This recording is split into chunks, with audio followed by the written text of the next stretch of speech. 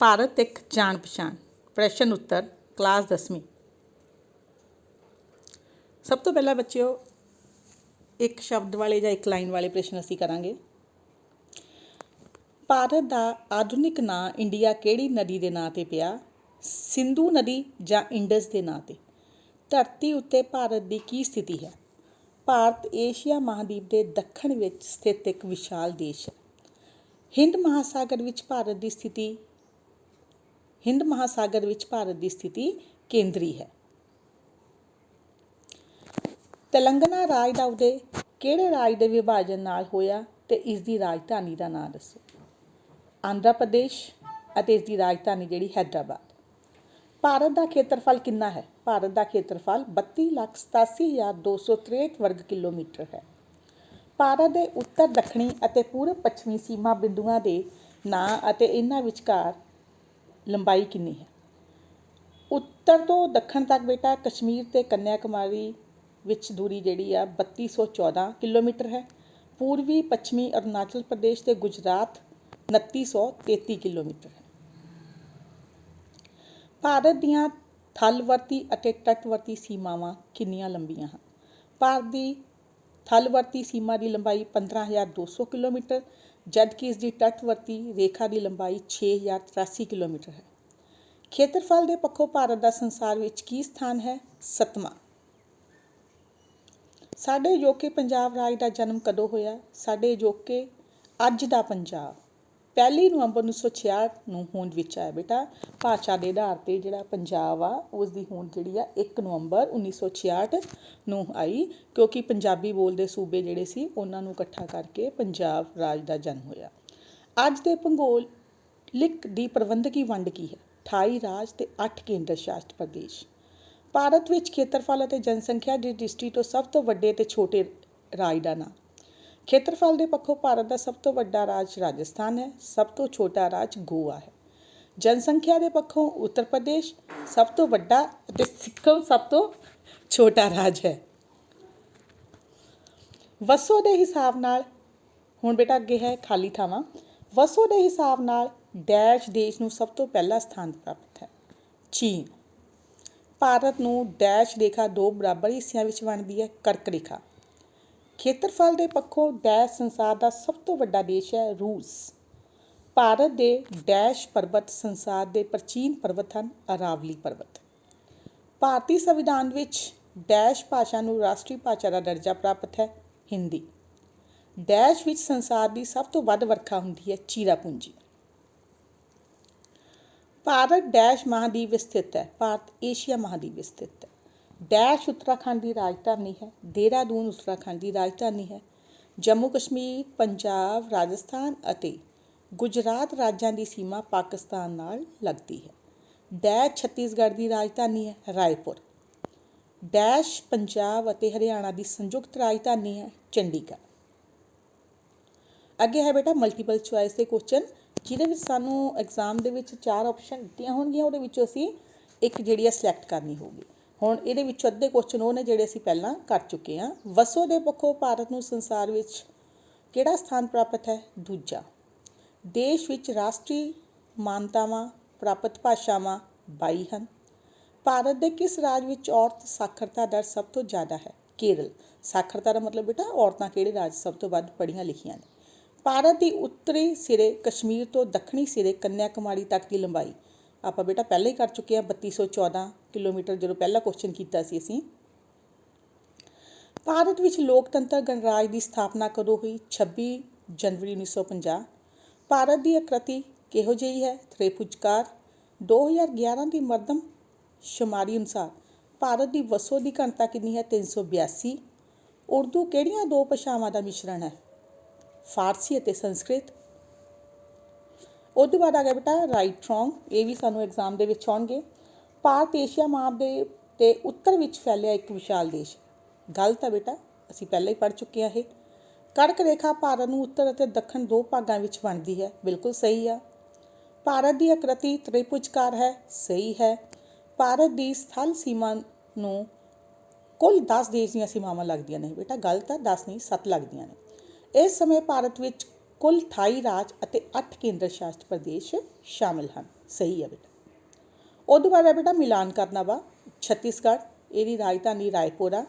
ਜਨਸੰਖਿਆ ਦੇ ਨਜ਼ਰੀਏ ਤੋਂ ਸਭ ਤੋਂ ਵੱਡਾ ਦੇਸ਼ ਚੀਨ, ਖੇਤਰਫਲ ਦੇ ਨਜ਼ਰੀਏ ਤੋਂ ਸਭ ਤੋਂ ਵੱਡਾ ਦੇਸ਼ ਰੂਸ, ਉੱਤਰਾਖੰਡ ਦੀ ਜਿਹੜਾ ਵਾ ਇਹਦੀ ਰਾਜਧਾਨੀ ਕਿਹੜੀ ਆ ਦੇਹਰਾਦੂਨ। ਉਦੋਂ ਅੱਗੇ ਹੈ ਛੋਟੇ ਉੱਤਰਾਂ ਵਾਲੇ ਪ੍ਰਸ਼ਨ। ਕੀ ਭਾਰਤ ਇੱਕ ਉਪ ਮਹਾਦੀਪ ਹੈ? ਆਪਣੇ ਵਿਸਥਾਰ ਅਤੇ ਸਥਿਤੀ ਦੇ ਕਾਰਨ ਭਾਰਤ ਨੂੰ ਉਪ ਮਹਾਦੀਪ ਦਾ ਦਰਜਾ ਦਿੱਤਾ ਜਾਂਦਾ ਹੈ। ਉਪ ਮਹਾਦੀਪ ਇੱਕ ਵਿਸ਼ਾਲ ਅਤੇ ਸੁਤੰਤਰ ਭੂ-ਭਾਗ ਹੁੰਦਾ ਹੈ ਜਿਸ ਦੀਆਂ ਹੱਦਾਂ ਵੱਖ-ਵੱਖ ਥਲੀ ਰਚਨਾਵਾਂ ਰਾਹੀਂ ਬਣਾਈਆਂ ਜਾਂਦੀਆਂ ਹਨ। ਇਹ ਥਲੀ ਰਚਨਾਵਾਂ ਇਸ ਨੂੰ ਆਪਣੇ ਆਸ-ਪਾਸ ਦੇ ਖੇਤਰ ਤੋਂ ਵੱਖ ਕਰਦੀਆਂ ਨੇ। ਭਾਰਤ ਦੇ ਉੱਤਰ ਵਿੱਚ ਹਿਮਾਲਿਆ ਤੇ ਹਿੰਦੂਕੁਸ਼ ਆਦਿ ਪਹਾੜੀਆਂ ਉਸ ਨੂੰ ਏਸ਼ੀਆ ਦੇ ਉੱਤਰ ਪੱਛਮੀ ਭਾਗਾਂ ਤੋਂ ਅਲੱਗ ਕਰਦੀਆਂ ਨੇ। ਦੱਖਣ ਵਿੱਚ ਪਾਕ, ਜਲਡਮੂਰ ਅਤੇ ਮਨਾਰ ਦੀ ਖਾੜੀ ਇਸ ਨੂੰ ਸ਼੍ਰੀਲੰਕਾ ਤੋਂ ਵੱਖ ਕਰਦੀਆਂ ਨੇ। ਪੂਰਬ ਵਿੱਚ ਅਰਾਕਾਨ ਯੋਮਾ ਇਸ ਨੂੰ ਮਿਆਂਮਾਰ ਤੋਂ ਵੱਖ ਕਰਦੀਆਂ ਨੇ। ਥਾਰ ਦਾ ਮਾਥਲ ਇਸ ਨੂੰ ਪਾਕਿਸਤਾਨ ਦੇ ਬਹੁਤ ਵੱਡੇ ਭਾਗ ਤੋਂ ਅਲੱਗ ਕਰਦਾ ਹੈ। ਇੰਨਾ ਹੋਣ ਦੇ ਬਾਵਜੂਦ ਵੀ ਅਸੀਂ ਮੌਜੂਦਾ ਭਾਰਤ ਨੂੰ ਉਪ ਮਹਾਦੀਪ ਨਹੀਂ ਆਖ ਸਕਦੇ ਕਿਉਂਕਿ ਭਾਰਤ ਉਪ ਮਹਾਦੀਪ ਦਾ ਨਿਰਮਾਣ ਵਰਤਮਾਨ ਭਾਰਤ, ਨੇਪਾਲ, ਭੂਟਾਨ, ਬੰਗਲਾਦੇਸ਼ ਮਿਲ ਕੇ ਕਰਦੇ ਹਨ। ਆ ਦੇਖੋ ਬੇਟਾ, ਚਾਹੇ ਜਿਹੜਾ ਵਾ ਆ ਭਾਰਤ ਜਿਹੜਾ ਵਾ ਆਪਣੇ ਆਪ 'ਚ ਸਾਰਿਆਂ ਨਾਲੋਂ ਸਾਨੂੰ ਬਲਿਊ ਦਿਖਾਈ ਦੇ ਰਿਹਾ ਵਾ ਨਾ। ਇੱਥੇ ਹਿੰਦ ਮਹਾਸਾਗਰ ਆ, ਉੱਪਰ ਵੀ ਹਿਮਾਲਿਆ ਪਰਬਤ ਆ, ਇੱਧਰ ਅਰਾਵਲੀ ਪਰਬਤ ਇੱਧਰ ਜਿਹੜਾ ਰਾਜਸਥਾਨ ਵਾਲੇ ਸਾਈਡ 'ਤੇ ਵੀ ਜਿਹੜਾ ਵਾ ਅਰਾਵਲੀ ਪਰਬਤ ਵੀ ਆ, ਅਤੇ ਇੱਧਰਲੇ ਪਾਸੇ ਵੀ ਜਿਹੜਾ ਵਾ ਬਲਿਊ ਆ ਹੈ ਨਾ। ਇਹ ਪਰ ਕਹਿੰਦਾ ਵੀ ਫਿਰ ਵੀ ਅਸੀਂ ਇਸ ਨੂੰ ਉਪ ਮਹਾਦੀਪ ਨਹੀਂ ਕਹਿ ਸਕਦੇ ਹੈਗੇ। ਕਿਉਂ ਨਹੀਂ ਕਹਿ ਸਕਦਾ? ਕਿਉਂਕਿ ਇਹਦੇ ਵਿੱਚ ਬੰਗਲਾਦੇਸ਼, ਭੂਟਾਨ, ਨੇਪਾਲ ਵਾਲੇ ਜਿਹੜੇ ਸਾਰੇ ਦੇਸ਼ ਜੇ ਵਿੱਚ ਸ਼ਾਮਿਲ ਹੋ ਜਾਣ ਤਾਂ ਹੀ ਇਹ ਉਪ ਮਹਾਦੀਪ ਹੋ ਸਕਦਾ ਹੈ। ਭਾਰਤੀ ਭਾਸ਼ਾਵਾਂ ਅਤੇ ਲੋਕ ਕਲਾਵਾਂ ਦੀ ਦੇਸ਼ ਦੀ ਏਕਤਾ ਅਤੇ ਇਕਰੂਪਤਾ ਨੂੰ ਕੀ ਦੇਣ? ਭਾਰਤੀ ਭਾਸ਼ਾਵਾਂ ਅਤੇ ਲੋਕ ਕਲਾਵਾਂ ਨੇ ਇਸ ਦੇਸ਼ ਦੀ ਏਕਤਾ ਵਿੱਚ ਵਿਸ਼ੇਸ਼ ਰੰਗ ਭਰਿਆ ਹੈ। ਸੰਸਕ੍ਰਿਤ ਨੂੰ ਲੈ ਲਓ, ਇਸ ਦੇਸ਼ ਵਿੱਚ ਵੇਦ ਅਤੇ ਹੋਰ ਪ੍ਰਾਚੀਨ ਗ੍ਰੰਥ ਇਸ ਭਾਸ਼ਾ ਵਿੱਚ ਲਿਖੇ ਤੇ ਪੜ੍ਹੇ ਜਾਂਦੇ ਹਨ। ਰਾਜਸਥਾਨ ਤੋਂ ਲੈ ਕੇ ਮਣੀਪੁਰ ਤੱਕ ਵੇਦਾਂ ਦੇ ਪ੍ਰਚਾਰ ਦਾ ਸਿਹਰਾ ਸੰਸਕ੍ਰਿਤ ਭਾਸ਼ਾ ਨੂੰ ਹੀ ਮੰਨਿਆ ਜਾਂਦਾ ਹੈ। ਸੰਸਕ੍ਰਿਤ ਭਾਸ਼ਾ ਦੇ ਮੇਲ ਨਾਲ ਹੀ ਉਰਦੂ ਦਾ ਜਨਮ ਹੋਇਆ ਹੈ ਅਤੇ ਅੱਜ ਉਸ ਨੂੰ ਮੱਧਕਾਲ ਵਿੱਚ ਦਿੱਲੀ ਦੇ ਸ਼ਾਸਕਾਂ ਵੱਲੋਂ ਮਾਨਤਾ ਪ੍ਰਾਪਤ ਹੋਈ ਹੈ। ਅੱਜ ਅੰਗਰੇਜ਼ੀ ਦੇਸ਼ ਦੀ ਸੰਪਰਕ ਭਾਸ਼ਾ ਹੈ ਅਤੇ ਹਿੰਦੀ ਰਾਸ਼ਟਰ ਭਾਸ਼ਾ ਹੈ। ਪੂਰੇ ਦੇਸ਼ ਵਿੱਚ ਲੋਕ ਕਲਾ ਭਾਵ ਲੋਕ ਗੀਤ ਸਮਾਨ ਭਾਵ ਬਿਆਨ ਕਰਦੇ ਹਨ। ਵੀਰ ਰਸ ਨੇ ਲਲਿਤ ਕਲਾਵਾਂ ਨੂੰ ਪ੍ਰਭਾਵਿਤ ਕੀਤਾ ਹੈ। ਇਸ ਤਰ੍ਹਾਂ ਭਾਰਤੀ ਫਿਲਮਾਂ ਨੇ ਭਾਰਤੀ ਸੱਭਿਆਚਾਰ ਨੂੰ ਏਕਤਾ ਪ੍ਰਦਾਨ ਕੀਤੀ ਹੈ। ਭਾਰਤ ਦੀਆਂ ਅਨੇਕਤਾਵਾਂ ਵਿੱਚ ਏਕਤਾ ਦੇ ਦੋ ਤੱਥ ਦੱਸੋ। ਮਤਲਬ ਭਾਰਤ ਜਿਹੜਾ ਵਾ ਬੇਟਾ ਮਲਟੀਕਲਚਰ ਹੈ। ਇਹ 'ਚ ਬਹੁਤ ਸਾਰੇ ਵੱਖ-ਵੱਖ ਧਰਮਾਂ ਜਾਤਾਂ ਦੇ ਲੋਕ ਰਹਿੰਦੇ ਨੇ, ਫਿਰ ਵੀ ਅਸੀਂ ਏਕਤਾ ਕਿਹੜੀ ਗੱਲ ਸਪਸ਼ਟ ਕਰਦੀ ਹੈ? ਇਹ ਦੋ ਕਿਹੜੇ ਕਾਰਨ ਨੇ? ਹੇਠ ਲਿਖੇ ਦੋ ਤੱਥਾਂ ਦੇ ਆਧਾਰ 'ਤੇ ਅਸੀਂ ਆਖ ਸਕਦੇ ਹਾਂ ਕਿ ਭਾਰਤ ਵਿੱਚ ਅਨੇਕਤਾਵਾਂ ਵਿੱਚ ਏਕਤਾ ਪਾਈ ਜਾਂਦੀ ਹੈ। ਭਾਰਤ ਦੇ ਧਰਾਤੀ ਰੂਪ ਵਿੱਚ ਬੜੀ ਭਿੰਨਤਾ ਹੈ। ਜੇ ਦੇਸ਼ ਦੇ ਉੱਤਰ ਵਿੱਚ ਹਿਮਾਲਿਆ ਹੈ, ਦੱਖਣ ਵਿੱਚ ਪ੍ਰਾਇਦੀਪੀ ਪਠਾਰ ਹੈ। ਉੱਤਰ ਦੇ ਵਿਸ਼ਾਲ ਮੈਦਾਨ ਵੀ ਭਿੰਨਤਾ ਨੂੰ ਗਹਿਰਾ ਕਰਦੇ ਨੇ। ਇਹਨਾਂ ਭਿੰਨਤਾਵਾਂ ਦੇ ਬਾਵਜੂਦ ਮਾਨਸੂਨ ਪੌਣਾ ਦੇਸ਼ ਨੂੰ ਏਕਤਾ ਮੁਹੱਈਆ ਕਰਦੀਆਂ ਨੇ। ਦੇਸ਼ ਦੀ ਵਧੇਰੇ ਵਰਖਾ ਇਹਨਾਂ ਪੌਣਾ ਰਾਹੀਂ ਹੁੰਦੀ ਹੈ। ਹੁਣ ਤੁਸੀਂ ਦੇਖੋ ਜਦੋਂ ਗਰਮੀਆਂ ਆਉਂਦੀਆਂ ਬੇਟਾ, ਗਰਮੀਆਂ ਵਿੱਚ ਸਾਰੇ ਮਾਨਸੂਨ ਪੌਣਾ ਨੂੰ ਉਡੀਕਦੇ ਨੇ। ਚਾਹੇ ਇੰਨੀਆਂ ਭਿੰਨਤਾਵਾਂ ਨੇ ਫਿਰ ਵੀ ਮਾਨਸੂਨੀ ਏਕਤਾ ਜਿਹੜੀ ਆ ਇਹਨੇ ਸਾਨੂੰ ਇੱਕ ਸਿਰੇ ਵਿੱਚ ਬੰਨ੍ਹਿਆ ਹੋਇਆ ਹੈ। ਭਾਰਤ ਵਿੱਚ 187 ਭਾਸ਼ਾਵਾਂ ਬੋਲੀਆਂ ਜਾਂਦੀਆਂ ਨੇ। ਦੇਸ਼ ਦੇ 97% ਹਿੱਸੇ ਉੱਤੇ 23 ਭਾਸ਼ਾਵਾਂ ਦਾ ਵਧੇਰੇ ਮਹੱਤਵ ਹੈ। ਇਹਨਾਂ ਹੋਣ ਉੱਤੇ ਵੀ ਸੰਸਕ੍ਰਿਤ ਭਾਸ਼ਾ ਨੇ ਸਮੁੱਚੇ ਭਾਰਤ ਦੇ ਲੋਕਾਂ ਨੂੰ ਇੱਕ ਸੂਤਰ ਵਿੱਚ ਪਰੋਇਆ ਹੋਇਆ ਹੈ। ਅੰਗਰੇਜ਼ੀ ਸੰਪਰਕ ਭਾਸ਼ਾ ਦੇ ਰੂਪ ਵਿੱਚ ਅਤੇ ਹਿੰਦੀ ਰਾਸ਼ਟਰ ਭਾਸ਼ਾ ਦੇ ਰੂਪ ਵਿੱਚ ਦੇਸ਼ ਨੂੰ ਏਕਤਾ ਮੁਹੱਈਆ ਕਰਦੀ ਹੈ। ਦੇਸ਼ ਦੀ ਕੁਦਰਤੀ ਭਿੰਨਤਾ ਅਤੇ ਸੱਭਿਆਚਾਰ ਭਿੰਨਤਾ ਪੈਦਾ ਕਰਨ ਵਿੱਚ ਕੀ ਯੋਗਦਾਨ ਦਿੱਤਾ ਹੈ? ਭਾਰਤ ਇੱਕ ਵਿਸ਼ਾਲ ਦੇਸ਼ ਹੈ। ਵਿਸ਼ਾਲਤਾ ਦੇ ਕਾਰਨ ਇਸ ਦੇਸ਼ ਵਿੱਚ ਅਨੇਕਾਂ ਕੁਦਰਤੀ ਵਖਰੇਵੇਂ ਪਾਏ ਜਾਂਦੇ ਹਨ। ਪਹਾੜੀ ਪ੍ਰਦੇਸ਼ਾਂ ਦੇ ਲੋਕ ਉੱਨੀ ਕੱਪੜੇ ਪਹਿਨਦੇ ਹਨ ਅਤੇ ਉਹਨਾਂ ਦਾ ਰਹਿਣ ਸਹਿਣ ਵੀ ਆਪਣੀਆਂ ਕੁਦਰਤੀ ਹਾਲਾਤਾਂ ਦੇ ਅਨੁਕੂਲ ਹੈ। ਪ੍ਰਾਇਦੀਪੀ ਪਠਾਰ ਦੇ ਲੋਕਾਂ ਨੂੰ ਸਖਤ ਹਾਲਾਤਾਂ ਵਿੱਚ ਕੰਮ ਕਰਨਾ ਪੈਂਦਾ ਹੈ। ਉਹਨਾਂ ਦੇ ਖੇਤੀ ਉੱਦਮ ਭਾਰਤ ਦੇ ਹੋਰ ਭਾਗਾਂ ਨਾਲੋਂ ਵੱਖਰੇ ਹਨ। ਉਹਨਾਂ ਦਾ ਖਾਣ ਪੀਣ ਅਤੇ ਪਹਿਰਾਵਾ ਵੀ ਉੱਥੋਂ ਦੇ ਜਲਵਾਯੂ ਦੇ ਅਨੁਕੂਲ ਹੈ। ਇਸ ਤਰ੍ਹਾਂ ਮੈਦਾਨੀ ਭਾਗਾਂ ਵਿੱਚ ਲੋਕਾਂ ਨੇ ਘੱਟ ਮਿਹਨਤ ਨਾਲ ਵਧੇਰੇ ਲਾਭ ਕਮਾਇਆ ਹੈ ਅਤੇ ਆਪਣੇ ਜੀਵਨ ਪੱਧਰ ਨੂੰ ਉੱਚਾ ਚੁੱਕਣ ਦਾ ਯਤਨ ਕੀਤਾ ਹੈ। ਅਗਲਾ ਪ੍ਰਸ਼ਨ ਹੈ ਬੇਟਾ, ਜਦੋਂ ਅਰੁਣਾਚਲ ਪ੍ਰਦੇਸ਼ ਵਿੱਚ ਸੂਰਜ ਨਿਕਲ ਰਿਹਾ ਹੁੰਦਾ ਹੈ ਤਾਂ ਗੁਜਰਾਤ ਵਿੱਚ ਰਾਤ ਹੁੰਦੀ ਹੈ, ਵਿਆਖਿਆ ਕਰੋ। ਅਰੁਣਾਚਲ ਤੋਂ ਗੁਜਰਾਤ ਤੱਕ ਦੀ ਦੂਰੀ 2933 ਕਿਲੋਮੀਟਰ ਹੈ। ਅਸੀਂ ਇੰਝ ਆਖ ਸਕਦੇ ਹਾਂ ਕਿ ਅਰੁਣਾਚਲ ਤੋਂ ਗੁਜਰਾਤ ਵਿਚਕਾਰ ਸਥਿਤ ਰਣ ਦਾ ਕੱਛ ਦੇ ਦਰਮਿਆਨ 29 29 डिग्री 12 ਦਾ ਦਿਸ਼ਾਂਤਰੀ ਫਰਕ ਹੈ। ਠੀਕ ਹੈ ਨਾ ਬੇਟਾ, 29 ਡਿਗਰੀ 12 ਮਿੰਟ, 29 ਡਿਗਰੀ 12 ਮਿੰਟ ਦਾ ਦਿਸ਼ਾਂਤਰੀ ਫਰਕ ਹੈ। ਹਰੇਕ ਦਿਸ਼ਾਂਤਰ ਰੇਖਾ ਵਿੱਚ 4 ਮਿੰਟ ਦਾ ਫਰਕ ਹੁੰਦਾ ਹੈ ਅਤੇ ਦੋਹਾਂ ਥਾਵਾਂ 'ਤੇ ਸਮੇਂ ਵਿੱਚ 2 ਘੰਟਿਆਂ ਦਾ ਫਰਕ ਪੈ ਜਾਂਦਾ ਹੈ। ਇਸ ਲਈ ਜਦੋਂ ਅਰੁਣਾਚਲ ਵਿੱਚ ਸੂਰਜ ਨਿਕਲਦਾ ਹੈ ਤਾਂ ਉਸ ਸਮੇਂ ਗੁਜਰਾਤ ਵਿੱਚ ਰਾਤ ਹੁੰਦੀ ਹੈ। ਪੂਰਬ ਵਿੱਚ ਸਥਿਤ ਹੋਣ ਕਾਰਨ ਅਰੁਣਾਚਲ ਪ੍ਰਦੇਸ਼ ਦਾ ਸਥਾਨਕ ਸਮਾਂ ਪੱਛਮ ਵਿੱਚ ਸਥਿਤ ਗੁਜਰਾਤ ਦੇ ਸਥਾਨਕ ਸਮੇਂ ਤੋਂ ਅੱਗੇ ਰਹਿੰਦਾ ਹੈ। ਵੱਡੇ ਉੱਤਰਾਂ ਵਾਲੇ ਪ੍ਰਸ਼ਨ ਬੇਟਾ, ਭਾਰਤ ਇੱਕ ਭਿੰਨਤਾਵਾਂ ਵਾਲਾ ਦੇਸ਼ ਹੈ, ਇਸ ਕਥਨ ਦੀ ਵਿਆਖਿਆ ਕਰੋ। ਭਾਰਤ ਆਪਣੀਆਂ ਵਿਸ਼ਾਲਤਾਵਾਂ ਦੇ ਕਾਰਨ ਭਿੰਨਤਾਵਾਂ ਵਾਲਾ ਦੇਸ਼ ਹੈ। ਦੇਸ਼ ਵਿੱਚ ਪਾਈਆਂ ਜਾਣ ਵਾਲੀਆਂ ਭਿੰਨਤਾਵਾਂ ਦਾ ਵਰਣਨ ਇਸ ਪ੍ਰਕਾਰ ਹੈ। ਧਰਾਤਲੀ ਭਿੰਨਤਾ, ਪਹਿਲਾਂ ਵੀ ਆਪਾਂ ਪੜ੍ਹ ਲਿਆ ਸੀ ਬੇਟਾ, ਭਾਰਤ ਦੇ ਵਿੱਚ ਇੱਕ ਪਾਸੇ ਹਿਮਾਲਿਆ ਪਰਬਤ ਹੈ, ਦੂਸਰੇ ਪਾਸੇ ਪ੍ਰਾਇਦੀਪੀ ਪਠਾਰ ਹੈ। ਇਸ ਵਿੱਚ ਜਿੱਥੇ ਸਤਲੁਜ, ਗੰਗਾ, ਬ੍ਰਹਮਪੁੱਤਰ ਦਾ ਉਪਜਾਊ ਮੈਦਾਨ ਹੈ, ਉੱਥੇ ਥਾਰ ਦਾ ਮਾਰੂਥਲ ਵੀ ਹੈ। ਜਲਵਾਯੂ ਸੰਬੰਧੀ ਭਿੰਨਤਾਵਾਂ, ਕਰਕ ਰੇਖਾ ਭਾਰਤ ਦੇ ਮੱਧ ਵਿੱਚੋਂ ਲੰਘਦੀ ਹੈ, ਫਲਸਰੂਪ ਇਸ ਦੇ ਉੱਤਰੀ ਭਾਗਾਂ ਵਿੱਚ ਸ਼ੀਤ ਊਸ਼ਣ ਕਿਸਮ ਦਾ ਜਲਵਾਯੂ ਪਾਇਆ ਜਾਂਦਾ ਹੈ। ਸਮੁੰਦਰ ਤੋਂ ਦੂਰ ਹੋਣ ਦੇ ਕਾਰਨ ਉੱਤਰੀ ਭਾਗਾਂ ਵਿੱਚ ਕਠਿਨ ਜਲਵਾਯੂ ਪਾਇਆ ਜਾਂਦਾ ਹੈ, ਜਦਕਿ ਭੂ-ਮੱਧਿਆ ਰੇਖਾ ਦੇ ਨੇੜੇ ਹੋਣ ਦੇ ਕਾਰਨ ਦੱਖਣੀ ਭਾਗਾਂ ਵਿੱਚ ਗਰਮ ਜਲਵਾਯੂ ਪਾਇਆ ਜਾਂਦਾ ਹੈ। ਭਾਰਤ ਦੇ ਪੂਰਬ ਵਿੱਚ ਬਹੁਤ ਜ਼ਿਆਦਾ ਵਰਖਾ ਹੁੰਦੀ ਹੈ, ਜਦਕਿ ਪੱਛਮ ਵਿੱਚ ਥਾਰ ਦੇ ਮਾਰੂਥਲ ਵਿੱਚ ਬਹੁਤ ਘੱਟ ਵਰਖਾ ਹੁੰਦੀ ਹੈ। ਜਾਤੀ ਭਿੰਨਤਾਵਾਂ, ਉੱਤਰ ਪੂਰਬੀ ਭਾਰਤ ਵਿੱਚ ਮੱਧ ਏਸ਼ੀਆਈ ਮੰਗੋਲ ਜਾਤੀ ਦੇ ਲੋਕ ਰਹਿੰਦੇ ਨੇ, ਜਦਕਿ ਉੱਤਰ ਪੱਛਮੀ ਹਿਮਾਲਿਆ ਖੇਤਰ ਵਿੱਚ ਤਿੱਬਤੀ ਲੋਕ ਰਹਿੰਦੇ ਨੇ। ਪੱਛਮੀ ਮੈਦਾਨੀ ਭਾਗਾਂ ਵਿੱਚ ਆਰੀਆ ਅਤੇ ਮੁਸਲਮਾਨ ਆ ਕੇ ਵਸ ਗਏ ਹਨ। ਇਸ ਤਰ੍ਹਾਂ ਦ੍ਰਵਿੜ ਜਾਤੀ ਦੇ ਲੋਕ ਦੱਖਣੀ ਭਾਰਤ ਦੇ ਪਹਾੜੀ ਭਾਗਾਂ ਵਿੱਚ ਵਸ ਗਏ ਹਨ ਅਤੇ ਤਾਮਿਲਨਾਡੂ ਵਿੱਚ ਸ਼੍ਰੀਲੰਕਾ ਤੋਂ ਆਏ ਤਾਮਿਲ ਜਾਤੀ ਦੇ ਲੋਕ ਰਹਿੰਦੇ ਹਨ। ਸੱਭਿਆਚਾਰਕ ਭਿੰਨਤਾਵਾਂ, ਦੇਸ਼ ਦੇ ਵੱਖ-ਵੱਖ ਭਾਗਾਂ ਵਿੱਚ ਜਾਤੀ ਭਿੰਨਤਾਵਾਂ ਹੋਣ ਦੇ ਕਾਰਨ ਲੋਕਾਂ ਦੀ ਭਾਸ਼ਾ, ਰਹਿਣ ਸਹਿਣ, ਖਾਣ ਪੀਣ, ਘਰਾਂ ਦੀ ਬਣਾਵਟ, ਲੋਕ ਗੀਤ, ਲੋਕ ਨਾਚ, ਮੇਲੇ, ਤਿਉਹਾਰ, ਰੀਤੀ ਰਿਵਾਜਾਂ ਵਿੱਚ ਭਿੰਨਤਾ ਵੇਖਣ ਨੂੰ ਮਿਲਦੀ ਹੈ। ਇਸ ਦੇਸ਼ ਵਿੱਚ 187 ਭਾਸ਼ਾਵਾਂ ਬੋਲੀਆਂ ਜਾਂਦੀਆਂ ਹੈ। ਸੱਚ ਤਾਂ ਇਹ ਹੈ ਕਿ ਹੋਰ ਅਨੇਕਤਾਵਾਂ ਤੋਂ ਇਲਾਵਾ ਲੋਕਾਂ ਦੇ ਖੇਤੀ ਕਰਨ ਦੇ ਢੰਗ ਵਿੱਚ ਵੀ ਫਰਕ ਹੈ ਅਤੇ ਉਹਨਾਂ ਦੇ ਜੀਵਨ ਪੱਧਰ ਵਿੱਚ ਵੀ ਫਰਕ ਵੇਖਣ ਨੂੰ ਮਿਲਦਾ ਹੈ। ਭਾਰਤ ਦੀ ਭੂਗੋਲਿਕ ਸਥਿਤੀ ਦਾ ਦੂਜਾ ਪ੍ਰਸ਼ਨ ਹੈ ਬੇਟਾ ਵੱਡਾ, ਭਾਰਤ ਦੀ ਭੂਗੋਲਿਕ ਸਥਿਤੀ ਦਾ ਦੇਸ਼ ਦੀ ਸੁਰੱਖਿਆ, ਜਲਵਾਯੂ, ਵਪਾਰ, ਸੱਭਿਆਚਾਰ 'ਤੇ ਕੀ ਪ੍ਰਭਾਵ ਪੈਂਦਾ? ਭਾਰਤ ਏਸ਼ੀਆ ਮਹਾਂਦੀਪ ਦੇ ਦੱਖਣ ਵਿੱਚ ਫੈਲਿਆ ਹੋਇਆ ਇੱਕ ਵਿਸ਼ਾਲ ਦੇਸ਼ ਹੈ।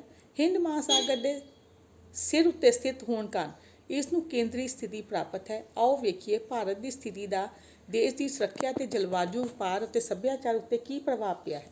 ਸੁਰੱਖਿਆ, ਭਾਰਤ ਨੇ ਆਪਣੇ ਲੰਮੀ ਤੱਟ ਰੇਖਾ ਦੀ ਸੁਰੱਖਿਆ ਦੇ ਲਈ ਇੱਕ ਸ਼ਕਤੀਸ਼ਾਲੀ ਜਲ ਸੈਨਾ ਦਾ ਗਠਨ ਕੀਤਾ ਹੋਇਆ ਹੈ। ਇਸ ਲਈ ਦੱਖਣ ਵੱਲ ਇਸ ਦੀਆਂ ਸਰਹੱਦਾਂ ਬਿਲਕੁਲ ਸੁਰੱਖਿਅਤ ਹਨ। ਉੱਤਰ ਦੀਆਂ ਪਰਬਤੀ ਅਤੇ ਥਲੀ ਸਰਹੱਦਾਂ ਦੀ ਸੁਰੱਖਿਆ ਦੇ ਲਈ ਥਲ ਅਤੇ ਹਵਾਈ ਫੌਜ ਦਾ ਗਠਨ ਕੀਤਾ ਗਿਆ ਹੈ।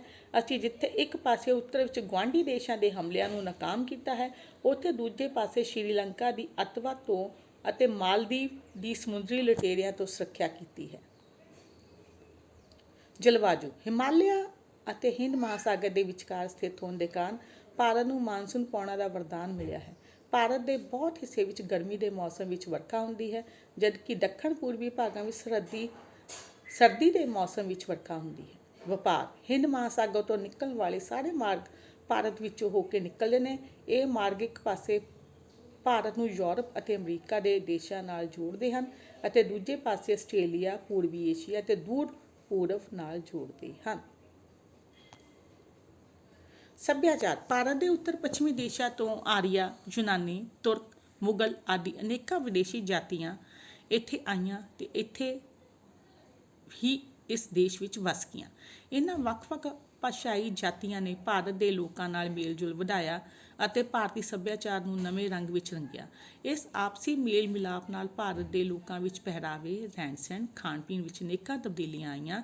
ਸੱਚ ਤਾਂ ਇਹ ਹੈ ਕਿ ਭਾਰਤ ਆਪਣੀ ਸਥਿਤੀ ਦੇ ਕਾਰਨ ਦੁਨੀਆ ਵਿੱਚ ਇੱਕ ਮਹੱਤਵਪੂਰਨ ਸਥਾਨ ਰੱਖਦਾ ਹੈ। ਭਾਰਤ ਦੀ ਅਨੇਕਤਾ ਵਿੱਚ ਏਕਤਾ ਬਣਾਈ ਰੱਖਣ ਲਈ ਕਿਹੜੇ ਤੱਤ ਜ਼ਿੰਮੇਵਾਰ ਨੇ ਬੇਟਾ? ਭਾਰਤ ਅਨੇਕਤਾਵਾਂ ਦਾ ਦੇਸ਼ ਹੈ, ਫਿਰ ਵੀ ਸਾਡੇ ਸਮਾਜ ਵਿੱਚ ਇੱਕ ਵਿਸ਼ੇਸ਼ ਏਕਤਾ ਵਿਖਾਈ ਦਿੰਦੀ ਹੈ। ਭਾਰਤੀ ਸਮਾਜ ਨੂੰ ਏਕਤਾ ਮੁਹੱਈਆ ਕਰਨ ਵਾਲੇ ਮੁੱਖ ਤੱਤ ਹੇਠ ਲਿਖੇ ਹਨ। ਮਾਨਸੂਨੀ ਰੁੱਤ, ਮਾਨਸੂਨ ਪੌਣਾ ਵਧੇਰੇ ਵਰਖਾ ਗਰਮੀ ਦੀ ਰੁੱਤ ਵਿੱਚ ਕਰਦੀਆਂ ਹਨ। ਇਸ ਨਾਲ ਦੇਸ਼ ਦੀ ਖੇਤੀ ਵੀ ਪ੍ਰਭਾਵਿਤ ਹੁੰਦੀ ਹੈ ਅਤੇ ਹੋਰ ਕਿਤੇ ਵੀ ਮਾਨਸੂਨੀ ਪੌਣਾ ਪਹਾੜੀ ਪ੍ਰਦੇਸ਼ਾਂ ਵਿੱਚ ਵਰਖਾ ਰਾਹੀਂ ਬਿਜਲੀ ਦੀ ਸਪਲਾਈ ਨੂੰ ਯਕੀਨੀ ਬਣਾਉਂਦੀਆਂ ਨੇ। ਅਸਲ ਵਿੱਚ ਮਾਨਸੂਨੀ ਵਰਖਾ ਪੂਰੇ ਦੇਸ਼ ਦੀ ਅਰਥ ਵਿਵਸਥਾ ਦਾ ਆਧਾਰ ਹੈ। ਧਾਰਮਿਕ ਸੰਸਕ੍ਰਿਤੀ ਦੇ ਪੱਖ ਵਿੱਚ ਦੋ ਗੱਲਾਂ ਹਨ। ਇੱਕ ਤਾਂ ਇਹ ਹੈ ਕਿ ਧਾਰਮਿਕ ਸਥਾਨਾਂ ਨੇ ਦੇਸ਼ ਦੇ ਲੋਕਾਂ ਨੂੰ ਇੱਕ ਸੂਤਰ ਵਿੱਚ ਬੰਨ੍ਹਿਆ ਹੈ। ਦੂਜੇ, ਧਾਰਮਿਕ ਸੰਤਾਂ ਨੇ ਆਪਣੇ ਉਪਦੇਸ਼ਾਂ ਰਾਹੀਂ ਭਾਈਚਾਰੇ ਦੀ ਭਾਵਨਾ ਪੈਦਾ ਕੀਤੀ ਹੈ। ਤ੍ਰਿਪੁਟੀ, ਜਗਨਨਾਥ ਪੁਰੀ, ਅਮਰਨਾਥ, ਅਜਮੇਰ, ਹਰਿਮੰਦਰ ਸਾਹਿਬ, ਪਟਨਾ ਸਾਹਿਬ, ਹੇਮਕੁੰਟ ਸਾਹਿਬ ਅਤੇ ਹੋਰ ਤੀਰਥ ਸਥਾਨ ਉੱਤੇ ਦੇਸ਼ ਦੇ ਸਾਰੇ ਭਾਗਾਂ ਤੋਂ ਲੋਕ ਆਉਂਦੇ ਅਤੇ ਪੂਜਾ ਕਰਦੇ ਹਨ। ਸੰਤਾਂ ਨੇ ਵੀ ਧਾਰਮਿਕ ਤਾਲਮੇਲ ਪੈਦਾ ਕਰਨ ਦਾ ਯਤਨ ਕੀਤਾ ਹੈ। ਭਾਸ਼ਾ ਅਤੇ ਕਲਾ, ਲਗਭਗ ਸਾਰੇ ਉੱਤਰ ਭਾਰਤ ਵਿੱਚ ਵੇਦਾਂ ਦਾ ਪ੍ਰਚਾਰ ਸੰਸਕ੍ਰਿਤ ਭਾਸ਼ਾ ਵਿੱਚ ਹੋਇਆ ਹੈ। ਇਸੇ ਭਾਸ਼ਾ ਦੇ ਮੇਲ ਨਾਲ ਮੱਧ ਯੁੱਗ ਵਿੱਚ ਉਰਦੂ ਦਾ ਜਨਮ ਹੋਇਆ ਹੈ।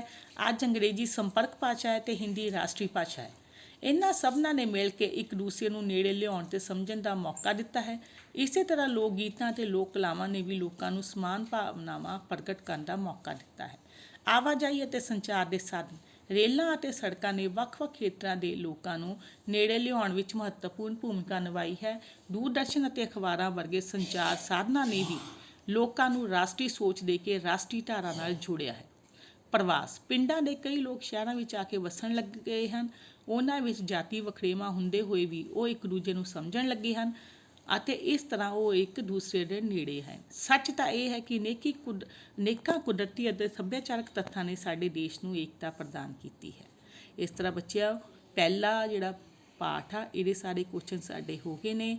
ਉਮੀਦ ਹੈ ਇਹ ਕੁਐਸਚਨ ਤੁਹਾਨੂੰ ਸਮਝ ਵੀ ਆ ਗਏ ਹੋਣਗੇ। ਤੁਸੀਂ ਇਹਨਾਂ ਨੂੰ ਆਪਣੀਆਂ ਕਾਪੀਆਂ 'ਤੇ ਲਿਖਣਾ ਵੀ ਹੈ ਅਤੇ ਯਾਦ ਵੀ ਕਰਨਾ ਵਾ। ਧੰਨਵਾਦ।